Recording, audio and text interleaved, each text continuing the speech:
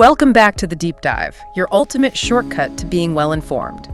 I'm your host, Speaker, and today we're kicking off an in-depth exploration of the adrenaline-pumping world of COPACCHAI Super July. And I'm your expert speaker, ready to dissect the strategies, the stunning upsets, and, well, the sheer grit that truly define these tournaments.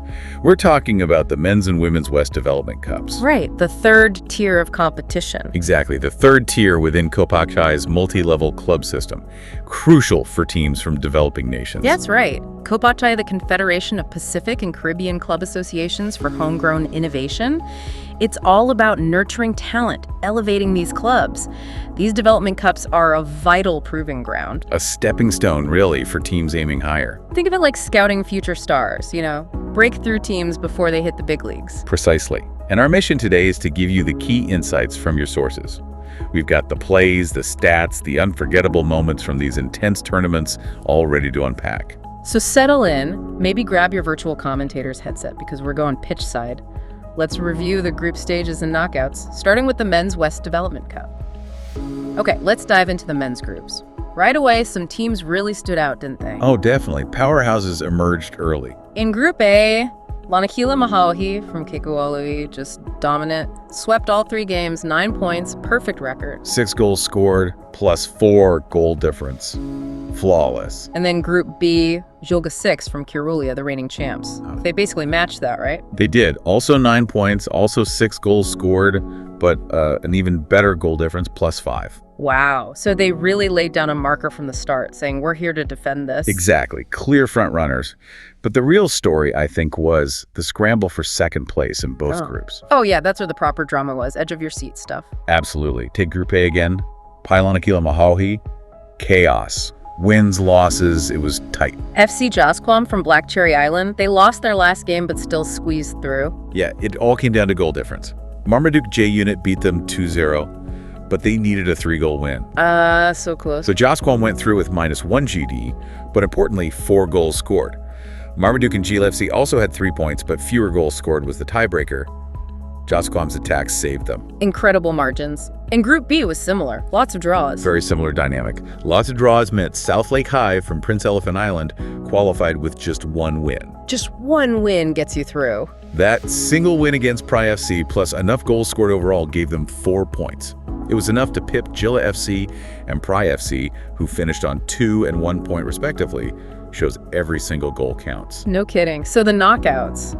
This is where predictions start getting tested, right? Definitely. And here's where it gets really interesting. Everyone was tipping that Lanakila Mahau versus Julga 6 final, a real clash of titans, and they delivered. They did, but their paths to the final were very different. Lanakila seemed to cruise through their semi, didn't they? A comfortable 3-0 win over South Lake High, looked fresh. Very smooth.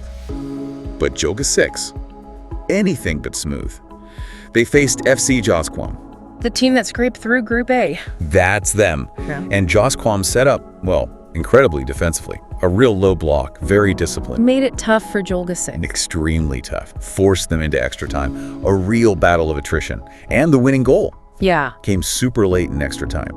And it was an own goal. No way. An own goal decided it. Yep. A slim 1-0 win for Julga 6. But those extra 30 minutes, that was physically punishing. You could see it would be a factor. Absolutely. So going into the final, Lanakila Mahauhi, they must have felt they had the physical advantage. No extra time slog for them. You could see it on the pitch. Julga 6 looked leggy. So how did they pull it off? Overcome that fatigue? Well, it cost them. They had 2 players go off injured in the final. Muscle injuries.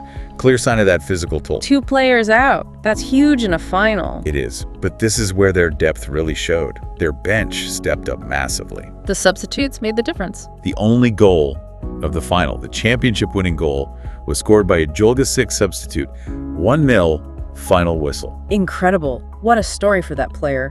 And for Julga 6. It really was. A testament to their whole squad, their coaching, maybe even their investment in player development. That bench strength is key. So with that dramatic win, Julga 6 achieves something pretty special. Back-to-back titles. Winning the same competition twice in a row.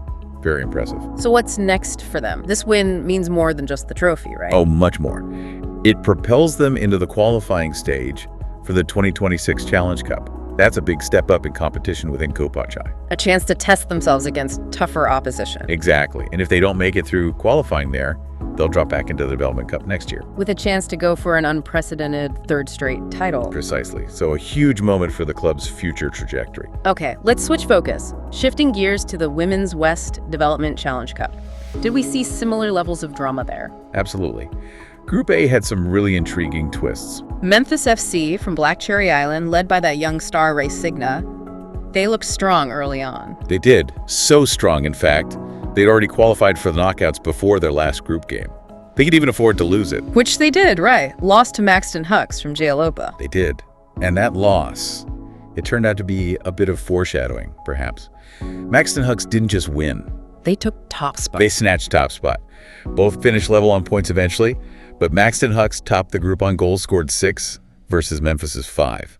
A tiny margin deciding the group winner. Wow, every goal really does matter. What about Group B? Any surprises? Group B had its share. FC Brenligi, another team from Black Cherry Island, were actually considered favorites by some. That they disappointed. Hugely disappointing campaign for them. They were out of contention before the last match day. Ouch. They did manage a win in their final game against Pry FC, also from BCI, but it wasn't enough to stop Pry FC from going through. So Pry FC advanced despite losing that last game. Yep. They finished second with 4 points, just behind Unalat from Jayalotatl, who topped the group comfortably with 7 points. Pry FC just did enough to get over the line. Okay, knockout stage time. Did the group winners carry their form through? Well, both teams from Group A, Maxton Hucks and Memphis FC, won their semifinals. Setting up a rematch from that group stage decider. Exactly. Maxton Hucks beat Pry FC 2-1 in a close one. Memphis FC had a more solid 2-0 win against Unalat. But that Memphis win came at a cost, didn't it? It did, and this was arguably the turning point of the tournament. Their key midfielder, Martine Vifus. The one feeding Ray Signa. That's her. Crucial link player. She got injured in that semifinal. Had to leave the pitch. And missed the final. Missed the final completely. That was a massive blow to Memphis FC's whole attacking structure. Took away Signa's main supply line. You could really see the impact in the final then, between Maxton Hucks and Memphis FC. Definitely. Ray Signa. I mean, she's brilliant. She still managed to score, playing almost as a one-woman attack at times. Just shows her quality. But it wasn't enough. It wasn't. Maxton Hucks, they played a much more cohesive team game. They were organized, disciplined. While Signa was trying to do it all, Maxton Hucks worked as a unit. And that collective strength won out. It did. They scored twice. Final score, 2-1 to Maxton Hucks. And that's huge for them, right? For Jayalotatl. Absolutely massive. Yeah. It's the first time any team from Jayalotatl, men's or women's, has won an international title. A landmark moment for football in their country. Incredible achievement. And like Jolga 6, this win pushes Maxton Hucks up. That's right. It guarantees them a spot in next year's West Challenge Cup. We don't know yet if it's straight into the group stage or via qualifiers. But they're moving up regardless, stepping onto a bigger stage. Exactly. A huge step forward for the club and the nation. So let's wrap this up. We've just relived 2 fantastic tournaments. What are the big takeaways for our listeners? Well, we saw Jolga 6 defend their title with grit and depth, and Maxton Hucks make history with teamwork. 2 champions crowned. And it really highlights the talent brewing in these developing football regions, doesn't it? It really does. These development cups, they're not just footnotes. They're about passion, tactical battles, real development. You see clubs, even nations, take huge steps forward. It's where future stars and strong teams are forged, away from the main spotlight sometimes, but crucial work. Absolutely. These are the proving grounds. Character is built here. Okay, and for a final thought for everyone listening to mull over, as Jolga 6 and Maxton Hucks move up to the Challenge Cup level, what does success look like then? That's a great question. Is it just about lifting more trophies? Or is it about continuing that development pathway? Using that higher competition to get even stronger, maybe? To elevate their whole setup? Something to think about. Definitely food for thought. How do they build on this foundation? That's all the time we have for this deep dive. A massive thank you for joining us on this journey through the COPACCHAI Super July action. We'll be back next time with more insights, more facts, and hopefully more aha moments. Keep learning, keep questioning, and stay well informed.